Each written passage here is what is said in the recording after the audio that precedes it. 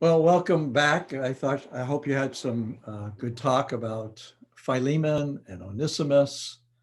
Um, it makes us think about uh, the immigrants and the migrants and refugees and unreached people groups who are right around us in our area.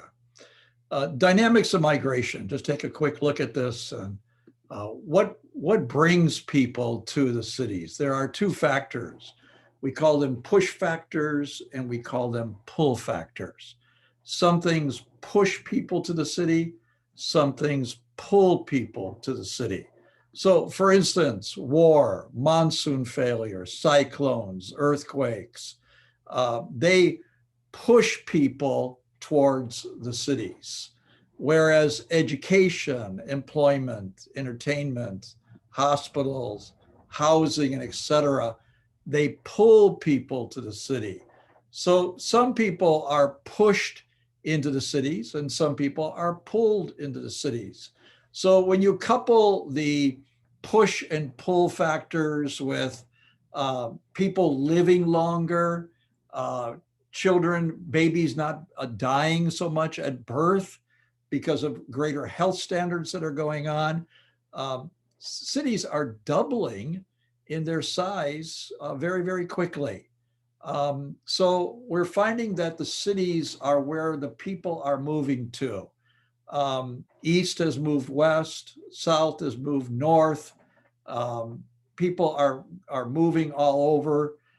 If you take it to a place like London, Ray Bakke tells us that 54, London once ruled 54 nations of the world. All those 54 nations are now inside of London. Ray Bakke calls it the Empire Strikes Back syndrome. Um, Germany built a railroad down to Turkey. Now Germany has lots of Turkish. Holland once ruled as far as Indonesia. Now Indonesians are inside of Holland. So you find the connections. Paris has ruled over portions of Africa. Now Paris is becoming more and more an African city. People are moving to the cities, and there's a connection that goes on between all these places. And so it's important for us to understand that as church planters, we oftentimes it's important to move into the 1040 window, but it's also important to understand that the 1040 window has gotten a pair of wheels and it's moved into our backyards. And so the world is now inside of cities. This is an old slide, an old statistic. It's probably higher, but 44 people per hour come to Mumbai, 12 to Istanbul, and 11 to Sao Paulo every single hour. You're looking at a picture of one of my favorite cities in the world, the city of Calcutta, West Bengal, India. So the cities are becoming the place where the world is moving to. And that's so important for us to understand as church planters. Ray Bakke says, once the cities used to be in the nations, but now the nations are inside of our cities. And so that's very important. I think probably most of you know this, so I'll be quick on this, but what is an unreached people group? An unreached people group is a people group among which there is no indigenous community of believing Christians with adequate numbers and resources to evangelize that people group. An unreached people group has less than 2% evangelicals, less than 5% Christian adherents, whether that's talking about mainline or Orthodox or Roman Catholic. When I put this slide together some time back, 16,306 people groups in the world today. 6,650 of them are unreached according to the Joshua Project. You can look that up on the Joshua Project and see how many is current today.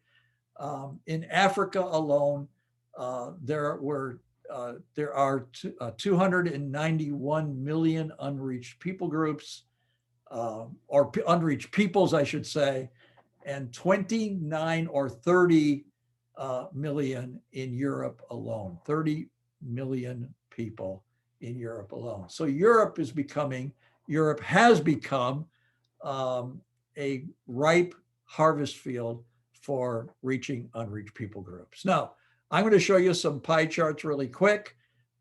You've seen these already a little bit in my presentations, but here's the San Francisco Bay Area. And I call it strategic peoples and languages of the SF Bay Area. Not unreached, but strategic, because I'm showing you here not all the people groups of SF Bay Area, but what I call strategic peoples. That would be the unreached peoples, less than 3%, and the non-white ethnic groups that have large percentages of Christians amongst them that need to be mobilized to the unreached people groups who are in their backyard, like the Mexicans or the Filipinos or the Koreans, which have much more than 3% evangelicals amongst them. But here you are looking at my city, the San Francisco Bay Area, and look at the huge amount of unreached people groups that I've tried to mash into this pie chart so that I could show you. If you look onto the right side of the screen as you're looking at it, about in the middle, you see a group there called the Gujaratis. 34,311 Gujaratis in the San Francisco Bay Area. Gujaratis come from north of Bombay, from the state called Gujarat. Missiology, or church planting saturation, teaches us there should be one church for every 1,000 people. Therefore, 34,000 Gujaratis, we should have 34 Gujarati speaking churches to reach these Gujarati people. I remember I asked a mission leader one time in the San Francisco Bay Area who was from Gujarat, and I asked him, I said, Vip, his name was Vip Patel. I said, Vip, how many Gujarati churches do we have in the San Francisco Bay Area? He said, Tim, I don't know of one single Gujarati church in the entire United States of America. Now, that was in 2007, and today, 2020, there are Gujarati churches across America, a few of them, and there's even one fellowship here in the San Francisco Bay Area. But we have a long ways to go. There's 250,000 Muslims in the San Francisco Bay Area, and I only know of about 15 full-time Christian workers reaching out to them. So same, I could take you to New York City, and it gets even more complicated. New York City has some 4 million unreached peoples, less than 3% from unreached people groups that are living inside the borders of New York City.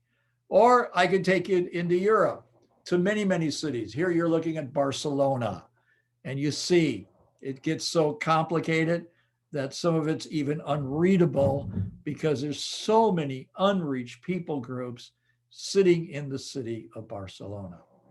So this is why cities are strategic. Nations, cities used to be in nations. Today, the nations are in the cities. The 1040 window is not just a geographical fixed place, but the 1040 window got a pair of wheels from about 1960 to current, and it's moving all over the world and coming into our cities. And this is why we should be planting churches and reaching the people. So I'd like you to take some time and discuss this and talk about what does it mean to reach the cities? What does it mean to be church planting? How can you be a church planter? How can you be a church planter in a city, love the city, but reach out to the church, reach out to the unreached people groups, and take some time and talk about that, and talk about who's doing some good jobs in the cities that you know in your area. And then we'll come back and talk some more.